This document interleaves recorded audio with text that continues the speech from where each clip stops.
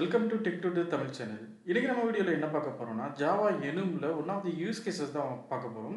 நம்மளோட ப்ரீவியஸ் வீடியோஸில் வந்து ஒரு ஜாவாவில் எப்படி ஒரு எனும் வந்து கிரியேட் பண்ணுறது, அந்த எனுமை எப்படி வந்து ஆக்சஸ் பண்ணுறது, அந்த மாதிரி ஒரு டீட்டெயில்டாக வந்து பார்த்தோம்.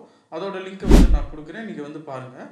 அதை நீங்கள் வந்து பார்த்துட்டீங்க அப்படின்னா அந்த ஜாவா எனுமை வச்சு நம்ம எப்படி வந்து ஒரு ஸ்விட்ச் கேஸை வந்து இம்ப்ளிமெண்ட் பண்ணலாம் அப்படின்றது வந்து இந்த ப்ரோக்ராமில் பார்க்கலாம்.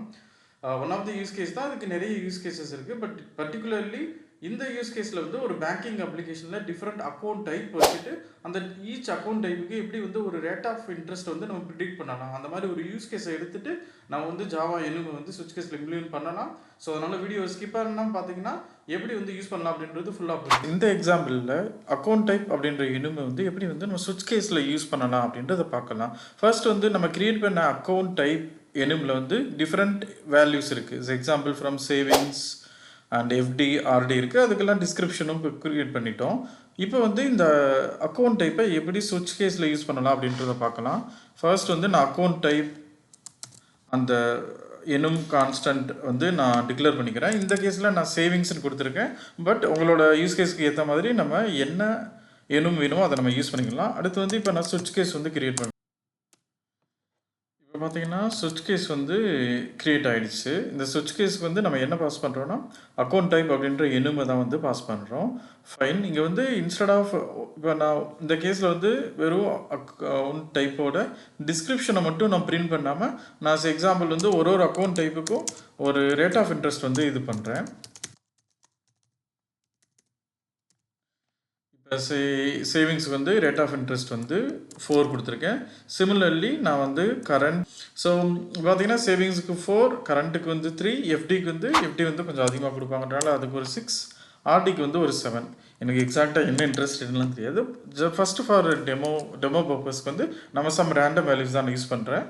ஸோ எனக்கு ஆக்சுவலாக தெரியாது. பட் இந்த கேஸில் வந்து நான் டிஃபால்ட் வந்து கொடுக்கல. நான் ஏன் டிஃபால்ட் கொடுக்கல அப்படின்னு சொல்லிடுறேன். ஸோ இப்போ ஃபஸ்ட்டு வந்து அண்டர்ஸ்டாண்டிங்காக இந்த ப்ரோக்ராமை ரன் பண்ணி பார்த்தோம்னா, இப்போ நான் சேவிங்ஸுக்கு பதில் தான் எக்ஸாம்பிள் வந்து நான் ஒரு ஆர்டி வந்து கொடுக்குறேன். இப்போ இந்த ஸ்விட்ச் கேஸ் வந்து எப்படி இருக்கும், ஆனால் பேசிக்கலி உங்களுக்கு ஸ்விட்ச் கேஸ் தெரியும். அப்படி தெரியலனாலும் இப்போ ஸ்விட்ச் கேஸ்க்கு வந்து இந்த அக்கௌண்ட் டைப் வந்து நம்ம பாஸ் பண்ணுறோம். இந்த அக்கௌண்ட் டைப்பை வந்து ஃபஸ்ட்டு ஒரு கேஸும் எவால்வேட் பண்ணோம். ஸோ இன் கேஸ் ஆஃப் இந்த இதில் பார்த்தீங்கன்னா நம்மளுக்கு இந்த அக்கௌண்ட் டைப் இஸ் ரெஃபரிங் ஆர்டியை தான் ரெஃபர் பண்ணுது. அப்போ சேவிங்ஸான்னு பார்க்கும், இங்கே வந்து ஃபால்ஸ் ஆயிரும். கரண்ட் ஆன் பார்க்கும், ஃபால்ஸ் ஆயிரும். எஃப்டியும் ஃபால்ஸ் ஆயிரும். இங்கே தான் வந்து ட்ரூ மேட்ச் ஆகும். ஸோ இந்த கேஸ் தான் வந்து எக்ஸிக்யூட் ஆகும். ஒன்ஸ் எக்ஸிக்யூட் ஆகிட்டு உங்களோட ப்ரோக்ராம் வந்து பிரேக் ஆகிடும். ஏன்னா வந்து பிரேக் ஸ்டேட்மெண்ட் யூஸ் பண்ணியிருக்கோம். ஃபைன். இப்போ இந்த சினாரியோவில் வந்து நம்ம என்ன அவுட்புட் வருது அப்படின்னு பார்த்துடலாம். Recurring deposit rate of interest is 7. ஏன்னா நம்ம பாஸ் பண்ணது வந்து ஆர்டின்னு பாஸ் பண்ணோம், அது வந்து எக்ஸிக்யூட் ஆகிடுச்சு. ஸோ எக்ஸாம்பிள் இந்த சினாரியோவில் நான் வந்து கரண்ட்டுன்னு மாற்றி பாஸ் பண்ணுறேன்.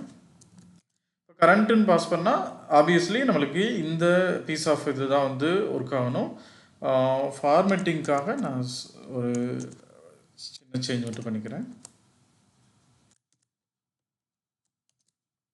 ஸோ இந்த சினாரியோவில் வந்து ஸோ ஓகே, இப்போ ஃபார்மேட்டிங் பண்ணியாச்சு. So program should work fine.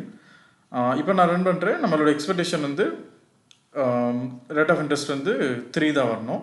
Let's see. பார்த்தீங்கன்னா ப்ரோக்ராம் என்ன இருக்குது, பார்த்தீங்கன்னா current account rate of interest 3% வந்துருச்சு. ஸோ நம்ம என்ன கேஸ் பாஸ் பண்ணுறோமோ அது எக்ஸிக்யூட் ஆகிட்டு நம்மளுக்கு அதில் இருக்கிற சிசோட் வந்து பிரிண்ட் ஆகிடுச்சு. ஃபைன். ஆல்ரெடி டிஸ்கஸ் பண்ண மாதிரி தான் நீங்கள் இந்த சிசோட் போகிற இடத்துல நீங்கள் ஒரு கால்குலேஷன் லைக் ஒரு அமௌண்ட்டுக்கு வந்து ஒரு பாஸ் பண்ணுற அக்கௌண்ட்டு ஒரு பாஸ் பண்ணுற அமௌண்ட்டுக்கு வந்து என்ன ரேட் ஆஃப் இன்ட்ரெஸ்ட்னு நீங்கள் பார்த்து நீங்கள் வந்து அந்த லாஜிக்கை எழுதிக்கலாம். ஃபைன். இப்போ இது முடிஞ்சு இப்போ இந்த கேஸில் எப்போ வந்து டிஃபால்ட் வரும்னா, இப்போ இந்த எனும் டைப்பில் வந்து நம்ம ஆல்ரெடி 4 இருக்குது, நம்ம 4க்குமே வந்து நம்ம டிக்ளேர் பண்ணிட்டோம். ஸோ இந்த சினாரியோவில் வந்து டிஃபால்ட் தேவைப்படாது. பட் எப்போ டிஃபால்ட் நம்மளுக்கு தேவைப்படும்னா, ஸோ இந்த சினாரியோவில் நான் வந்து புதுசாக ஒரு அக்கௌண்ட் டைப் வந்து ஆட் பண்ணுறேன். லைக் ஓடி நம்மகிட்ட இருக்குல்ல, ஓவர் டிராஃப்ட் அப்படின்னு சொல்லுவாங்க, அது இன்னொரு அக்கௌண்ட்டு. ஸோ அதை வந்து நான் ஆட் பண்ணிக்கிட்டேன். இப்போ நீங்கள் ஓவர் டிராஃப்ட்டும் ஆட் பண்ணிவிட்டு இப்போ இந்த இடத்துல வந்து நம்ம இதுக்கு பதில் தான் ஓடின்னு பாஸ் பண்ணுறோன்னு வச்சுங்களேன். எதுக்காக டிஃபால்ட் நம்மளுக்கு வேணும்னு சொல்கிறேன்.